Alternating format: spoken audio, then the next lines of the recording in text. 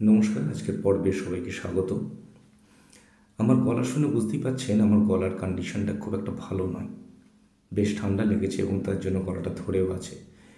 কিন্তু তবুও একটা বিশেষ কারণে আজকের এই পর্বে আমি আসতে বাধ্য হলাম। ইনফ্যাক্ট আজকের এই বিষয়টা এতটাই গুরুত্বপূর্ণ এবং গাম্ভীর্যপূর্ণ যে আমি আমার বক্তব্যটাকে একটা জায়গাতে লিখে রাখতে বাধ্য হয়েছি, যাতে আমি গুছিয়ে আমার মতামত আপনাদেরকে জানাতে পারি। বিষয়টা হচ্ছে চিন্ময় প্রভুর, অর্থাৎ বাংলাদেশে চিন্ময় প্রভুর গ্রেপ্তারের ব্যাপারে রামকৃষ্ণ মিশনের পদক্ষেপ। আমি শুরু করছি। অবশেষে পদক্ষেপ গ্রহণ করল রামকৃষ্ণ মিশন। বাংলাদেশে ইসকনের সন্ন্যাসী চিন্ময় প্রভুর মুক্তির আর্জি জানিয়ে রামকৃষ্ণ মিশনের তরফ থেকে চিঠি দেওয়া হলো বর্তমান বাংলাদেশ সরকারের প্রধান উপদেষ্টা মোহাম্মদ ইউনূসকে। চিঠি পাঠানো হয়েছে ঢাকা রামকৃষ্ণ মিশনের তরফ থেকে, পাঠিয়েছেন সেখানকার সেক্রেটারি মহারাজ স্বামী পূর্ণাত্মানন্দজি। অবশ্য এ বিষয়ে বিভিন্ন খবর কয়েকদিন ধরেই নেট দুনিয়াতে ভাইরাল হচ্ছিল, কিন্তু খবরটির অথেন্টিকেশন কতটা সে ব্যাপারে ঠিক কনফার্ম হতে পারছিলাম না। অবশেষে হাতে এলো রামকৃষ্ণ মিশনে পাঠানো সেই চিঠির একটি ই কপি। কি আছে সেই চিঠিতে একটু দেখা যাক। এই চিঠিটা ঢাকা রামকৃষ্ণ মিশনের নিজস্ব লেটার প্যাডে লেখা। স্বামী পূর্ণাত্মানন্দজি লিখেছেন এই চিঠিটা। আমি আপনাদের চিঠিটার কপিটা একটু দেখাই ফার্স্ট। এটা হচ্ছে সেই চিঠিটার কপি।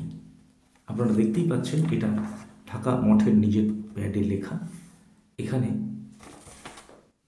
সেখানকার সেক্রেটারি মহারাজ স্বামী পূর্ণাত্মানন্দজি চিঠিটা লিখেছেন। চিঠিটাকে লেখা আছে, একটু পড়ে শোনায়। Ramakrishna Math and Ramakrishna mission road, Dhaka, Bangladesh. তারিখ 7ই ডিসেম্বর 2024। চিঠির বিষয়বস্তু হচ্ছে: বরাবর মাননীয় প্রধান উপদেষ্টা, গণপ্রজাতন্ত্রী বাংলাদেশ সরকার, রাষ্ট্রীয় অতিথি ভবন, যমুনা, 30 নম্বর হেয়ার রোড, ঢাকা। বিষয়: শ্রী চিন্ময় কৃষ্ণ দাস ব্রহ্মচারীকে কারাগার থেকে মুক্তিদান প্রসঙ্গে। শ্রদ্ধেয় প্রধান উপদেষ্টা, আপনি আমার আন্তরিক প্রীতি ও নমস্কার জানবেন। সম্প্রতি দেশের সার্বিক পরিস্থিতি বিবেচনায় শ্রী চিন্ময় কৃষ্ণ দাস ব্রহ্মচারীকে কারামুক্তি প্রদান করলে আপনার সরকারের ভাবমূর্তি উজ্জ্বল হবে বলে আমরা মনে করি। আশা করি এ বিষয়ে আপনি প্রয়োজনীয় ব্যবস্থা গ্রহণ করে আমাদের আশ্বস্ত করবেন। নিবেদক, আপনার বিশ্বস্ত স্বামী পূর্ণাত্মানন্দ, অধ্যক্ষ এবং সম্পাদক। এই হচ্ছে সেই চিঠি কপি, যেটা আপনাদেরকে আমি দেখাচ্ছি। যেটা লক্ষ্য করার মতো বিষয় সেটা হলো রামকৃষ্ণ মিশনের জন্মলগ্ন থেকেই সেটি একটি অ্যাপলিটিক্যাল বা অরাজনৈতিক সংস্থা। স্বামী বিবেকানন্দের ইচ্ছা অনুযায়ী মঠ ও মিশন রাজনীতির সঙ্গে কোনরূপ সংস্পর্শ রাখবে না, এবং বলা বাহুল্য মিশনের সন্ন্যাসীরা আজও স্বামীজির সেই ইচ্ছা অক্ষরে অক্ষরে পালন করে আসছেন। জন্মলগ্ন থেকে আজ পর্যন্ত মঠ বা মিশনকে নানা ঝড়ঝাপটা সামলাতে হয়েছে। ইংরেজ আমলে এমন অনেক বিপ্লবী ছিলেন যারা পরবর্তীকালে মঠের সন্ন্যাসী হয়েছেন, ফলে তারা মঠে এসে আশ্রয় নিতেন। ফলত ব্রিটিশ সরকার সেটা খুব ভালো চোখে দেখেনি, খুব স্বাভাবিক ব্যাপার। নিষিদ্ধ করার চেষ্টা হয়েছিল রামকৃষ্ণ মিশনকে, এটা হয়তো আমরা অনেকেই জানি। এছাড়া স্বাধীন ভারতেও অনেক বিরূপ পরিস্থিতির মধ্যে দিয়ে যেতে হয়েছে মিশনকে। ভারতের সঙ্গে বিভিন্ন দেশের যুদ্ধ, অনুপ্রবেশ সমস্যা, নকশাল আন্দোলন, এমার্জেন্সি পিরিয়ড ইত্যাদি নানান যুগের বিভিন্ন হাওয়া বয়ে গেছে মঠ মিশনের উপর দিয়ে, কিন্তু তাদের মোটো থেকে তাদের কেউ টলাতে পারেনি। কি সেই মোটো? আমি দু একটা বিষয় একটু উল্লেখ করি। প্রথমত, মঠ বা মিশন কোনো রাজনৈতিক কর্মকাণ্ডে অংশগ্রহণ করবে না। দ্বিতীয়ত, কখনো অ্যাডমিনিস্ট্রেটিভ সিস্টেমকে প্রভাবিত করবে না, অর্থাৎ দেশ যে সিস্টেমে চলে সেই সিস্টেমের মধ্যে কোনোদিন সে প্রবেশ করবে না বা কোনো রকম সোজা কথায় নাক গলাবে না। 3 নম্বর, সরকারি কোনো কাজে হস্তক্ষেপ করবে না বা কোনো প্রকার উপদেষ্টার ভূমিকাও পালন করবে না। অর্থাৎ আমি অ্যাক্টিভলি সেখানে পার্টিসিপেট না করতে পারি, কিন্তু আমি কোনো রকম সাজেশন দিতে পারি, সেরকম কোনো ক্ষেত্রেও কিন্তু আমরা রামকৃষ্ণ মিশনকে দেখি না। 4 নম্বর, কোনো রকম ভোটাধিকার তারা প্রয়োগ করবে না, পরিষ্কার কথা। অর্থাৎ রাজনীতি থেকে মঠ বা মিশন সম্পূর্ণরূপে দূরে থাকবে।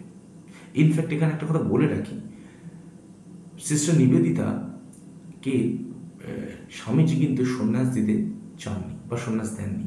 তার মূল কারণ হচ্ছে, খুব বড় কারণ হচ্ছে, সিস্টার কিন্তু আমাদের দেশে এসে আমাদের স্বাধীনতা আন্দোলনের সঙ্গে জড়িয়ে পড়েছিলেন। সেটা অনেকে আমরা জানি যারা সিস্টারের জীবন সম্পর্কে একটু খোঁজ খবর রাখি। উল্লেখ্য, যখন আমাদের মাননীয় প্রধানমন্ত্রী শ্রী নরেন্দ্র মোদী পশ্চিমবঙ্গে এসে রাজভবনের পরিবর্তে বেলুড় মঠে রাত্রি যাপনের সিদ্ধান্ত নিলেন, তখন মিডিয়ার প্রশ্নের উত্তরে মঠ ও মিশনের সাধারণ সম্পাদক স্বামী সুবীরানন্দজি স্পষ্ট বলেছিলেন, মোদিজির পলিটিক্যাল আইডিওলজির সঙ্গে মঠের কোনো সম্পর্ক নেই। অর্থাৎ মাননীয় শ্রী নরেন্দ্র মোদী তিনি কী ধরনের আইডিওলজি রাখেন, তার পলিটিক্যাল ব্যাকগ্রাউন্ড কী, তিনি তার পলিটিক্যাল দিকটা সম্পূর্ণ মঠ মিশনের থেকে আলাদা। তাহলে কেন তিনি আসছেন? বলছেন তিনি ঠাকুর মা স্বামীজির অনুরাগী একজন ভক্ত। রামকৃষ্ণ মিশনের কাছে এটি তার একমাত্র পরিচয়। আমরা জানি ভূতপূর্ব প্রেসিডেন্ট মহারাজ স্বামী আত্মস্থানন্দজির সঙ্গে মাননীয় শ্রী প্রধানমন্ত্রীর অত্যন্ত সেন্সিটিভ এবং খুব গভীর সম্পর্ক ছিল। বলছে এর ফলে মাননীয় প্রধানমন্ত্রীকে তারা সসম্মানে ও সাদরে আহ্বান জানাবেন। তাহলে আমরা দেখতে পাচ্ছি যে পলিটিক্যাল কোনো রকম কানেকশন কিন্তু মঠ বা মিশনে নেই। কিন্তু বাংলাদেশের ক্ষেত্রে এর ব্যতিক্রম হলো কেন?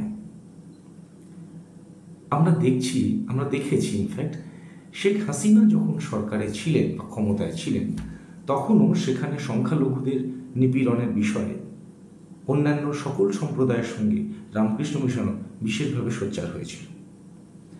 সকল সম্প্রদায়ের প্রতিনিধিদের সঙ্গে হাসিনা সেই সাক্ষাৎকারের ফুটেজ বিভিন্ন চ্যানেলে টেলিকাস্টও করা হয়েছিল। আসলে রামকৃষ্ণ মিশনের বহির্বিশ্বে অর্থাৎ আউট অফ ইন্ডিয়া যতগুলো সেন্টার আছে তার মধ্যে সম্ভবত সবচেয়ে বেশি আছে বাংলাদেশে। কীরকম একটু দেখা যায়, প্রায় 14-15টা সেন্টার, যেমন বাগেরহাট, বালিয়াটি, বরিশাল, চিটাগঞ্জ, চাঁদপুর, কুমিল্লা, দিনাজপুর, ফরিদপুর, হবিগঞ্জ, যশোর, ময়মনসিংহ, নারায়ণগঞ্জ, রংপুর ইত্যাদি। এছাড়া অনেক সাব সেন্টার তো আছে, যেগুলো যারা খবর রাখেন তারা জানেন। এদের মধ্যে প্রধান কিন্তু ঢাকা মঠ। ফলে আমাদের মনে আছে শেখ হাসিনার সময় যখন সংখ্যালঘুদের উপরে অত্যাচারের ঘটনা ঘটে, তখন অবশেষে মানব শৃঙ্খল তৈরি করে এর প্রতিবাদ করা হয়। সে খবর সারা বিশ্বে ছড়িয়ে পড়তে বাংলাদেশের সরকার বাধ্য হয় ব্যবস্থা গ্রহণ করতে এবং পরিস্থিতি অনেকটা নিয়ন্ত্রণে আসে। এবারও আমরা দেখলাম ঢাকা মঠ থেকে চিঠি পাঠানো হলো বর্তমান সরকারের প্রধান উপদেষ্টার কাছে।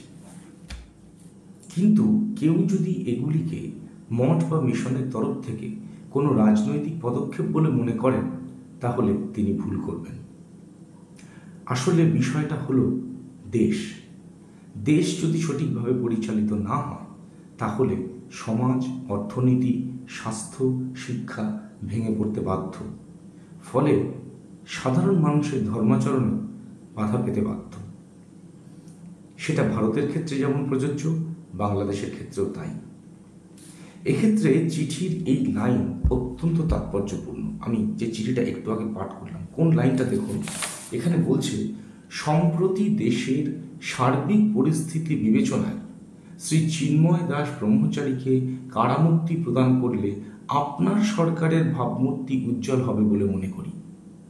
That is the most significant line. কি বলছে দেখুন, তার কারণ হচ্ছে কারণ সারা পৃথিবীতে বাংলাদেশের যা কদর্য ভাবমূর্তি তৈরি হয়েছে না এতদিনে, যে বাংলাদেশের মানে তৈরি হয়েছে, তা বাংলাদেশের পক্ষে অত্যন্ত ক্ষতিকর। এটা তো খুব স্বাভাবিক, সারা বিশ্ব দেখছে বাংলাদেশে কি হচ্ছে। এবং যে মানে যেটা বক্তব্য আমার, সেটা হচ্ছে যে বাংলাদেশের অস্তিত্ব যদি সত্যি ধ্বংসের দিকে যায়, তাহলে প্রতিবেশী দেশ হিসেবে ভারতেরও চিন্তার কারণ আছে বই কি। ফলে এই পুরো পরিস্থিতিটাকে বিচার করে যাতে সকলের মঙ্গল হয়, মানব জাতির মঙ্গল হয়, এই ভারতীয় উপমহাদেশ যাতে শান্তিতে থাকতে পারে, এই জন্যই কিন্তু ঢাকা মঠ থেকে এই চিঠিটা এই মোহাম্মদ ইউনূসকে লেখা হয়েছে।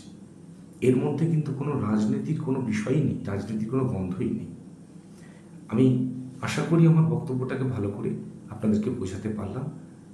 আমি দীর্ঘদিন ধরে একটু অসুস্থ, তাই হয়তো খুব গুছিয়ে ভিডিওটা করতে পারলাম না, কিন্তু ঢাকা মঠ থেকে বাংলাদেশ সরকারকে লেখা এই যে চিঠি, এটা আমার কাছে খুব তাৎপর্যপূর্ণ বলে মনে হয়েছে।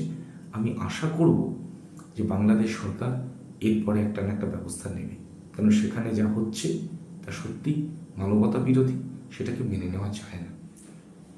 আর সব শেষে এটাই বলি যে মানবতাকে রক্ষার খাতিরে, মানুষকে রক্ষার খাতিরে দেশ বলুন, আমাদের এই উপমহাদেশ বলুন, এটাকে বাঁচাবার জন্য রামকৃষ্ণ মিশনের এই পদক্ষেপ আমি একজন ভারতবাসী হিসেবে, একজন বিশ্ববাসী হিসেবে সর্বান্তঃকরণে স্বাগত জানাই।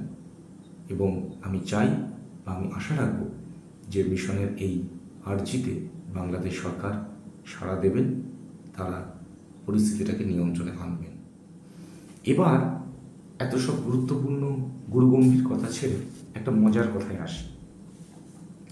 কিছুদিন আগে থেকে সোশ্যাল মিডিয়াতে বেশ একটা খবর ভাইরাল হচ্ছে, কিছু ভিডিও ভাইরাল হচ্ছে, দেখছিলাম যে আমরা কলকাতা দখল করে নেব, বাংলা, বিহার, উড়িষ্যা সব চাই, হেন তেন। এবং যারা বলছে তারা শুনছি নাকি যে বাংলাদেশের সব রিটায়ার্ড করা সমস্ত আর্মি অফিসাররা। আমি জানি না একটা দেশের আর্মি অফিসাররা তিনি রিটায়ার্ড হন বা কর্মরত হন, এতটা দায়িত্বজ্ঞানহীন কী করে হতে পারে। নিজের দেশের ক্ষমতা সম্পর্কে আমার মনে হয় তাদের ওয়াকিবহাল থাকা উচিত। কারণ একটা সত্যি কথা বলি, মানে একদম মনের কথা, সেটা হচ্ছে যে দেশ সম্পর্কে তোমরা এই তর পাচ্ছ, হুমকিটা দিচ্ছ, সে দেশটার নাম হচ্ছে ভারতবর্ষ।